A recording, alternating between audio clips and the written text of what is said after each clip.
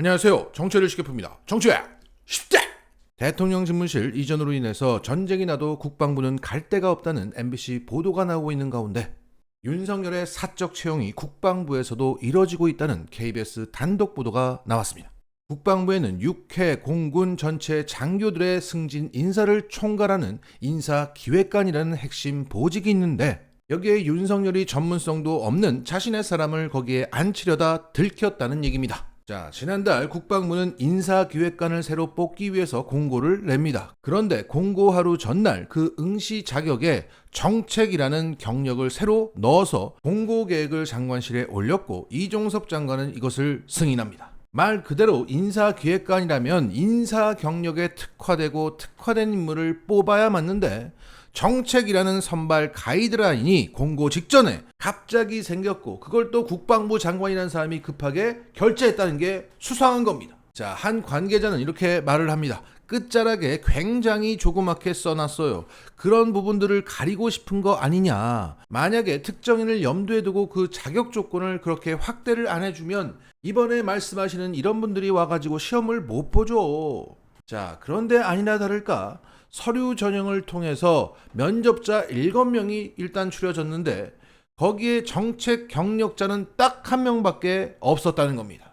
그리고 그 A씨는 가장 높은 점수를 받고 최종 면접 2명 중에 1명이 됩니다. 자, 이러한 KBS 취재를 눈치를 챈 국방부는 돌연 적격자가 없다는 내용을 발표하면서 인사기획관에 대한 채용 절차를 중단합니다. 야, 누가 봐도 국방부 장관을 움직일 수 있는 사람이 이 A씨를 인사기획관에 앉히려고 했다가 들켜서 중단한 것으로 보입니다. 자, 이어서 KBS는 이와 관련된 추가 정보를 제공했습니다.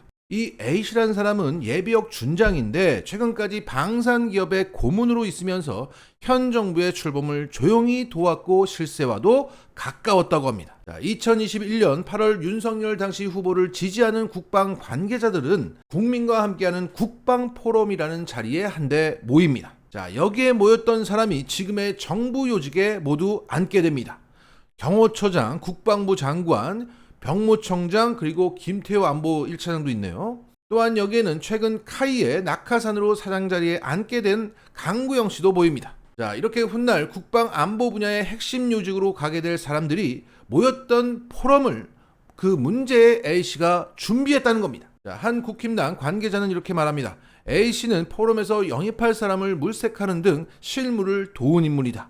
그리고 그 인사기획관 공고가 떴을 때 그 A씨는 내가 인사기획관 자리에 가게 됐다고 주변에 말한 것으로 들었다. 자, 이런 취재 내용을 가지고 KBS는 A씨와 연락을 하고 국방부에게 공식 입장을 물었지만 A씨도 국민의 혈세를 먹고 있는 국방부도 답변이 없었다고 합니다. 쥐들이 생각해도 전문성 없는 사람을 사적 관계로 우겨 넣은 게 되는 거니까 할 말이 있을 수가 없죠. 자, 이 사적 채용은 국방부 장관의 긴급 승인을 요구할 수 있는 사람 윤석열의 지시하에 이루어진 것으로 보입니다. 자, 그리고 이 취재에 많이 도움이 된 이 국힘당 관계자가 뭐 이런저런 말을 하는 거 보니까 지금은 정권 말기가 확실한 것 같습니다.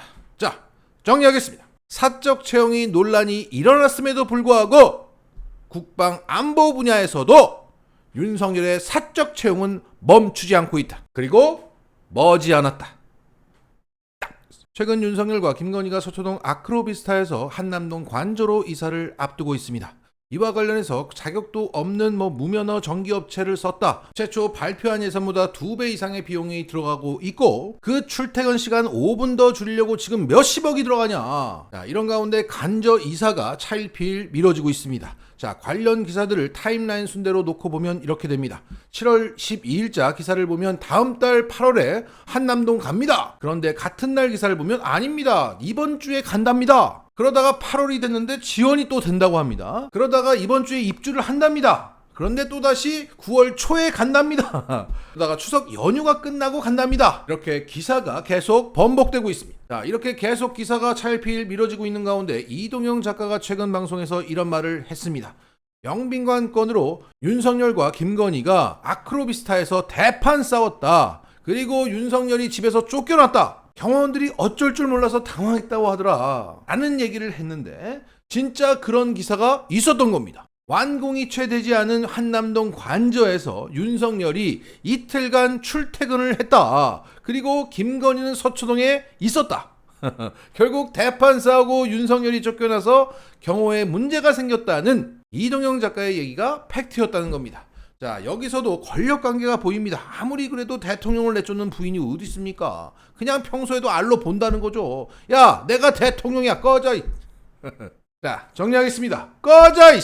라스뉴스! 최근 방한했던 미국 해리스 부통령은 윤석열과 85분간의 회담을 가졌습니다. 그리고 나서 양국은 회담에서 이런 내용을 논의했다며 각자 발표를 했는데, 그런데 여기서도 거짓말을 했던 겁니다. 자, 다들 아시겠지만 해리스 부통령은 미국의 최초 여성 부통령으로 세계를 돌아다니면서 성평등을 강조하고 있는 미국 서열 2위입니다. 그래서 한국을 찾기 전부터 윤석열 정부를 향해서 성평등에 대한 우려를 제기할 계획임을 밝혀왔습니다.